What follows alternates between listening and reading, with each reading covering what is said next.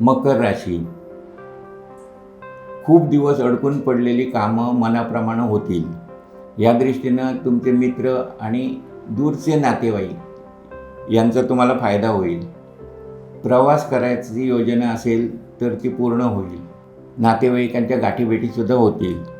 तुमच्या घरात कोणी अविवाहित असेल तर त्यांचं कार्य ठरवण्याच्या दृष्टीनं तुमचे प्रयत्न यशस्वी होतील. दुसऱ्यांसाठी नोकरीसाठी जर तुम्ही प्रयत्न करत असाल तर त्या कामातसुद्धा तुम्हाला यश मिळेल. आर्थिक दृष्टीनं हा महिना चांगला जाईल. शेअर्सचे बिझनेस करणारे आणि त्याचप्रमाणे घाऊक व्यापार करणाऱ्या लोकांना हा महिना चांगला जाईल. नवीन एजंट भेटतील किंवा नवीन एजन्सीज मिळू शकतील. आर्थिकदृष्ट्याही हा महिना चांगला जाईल.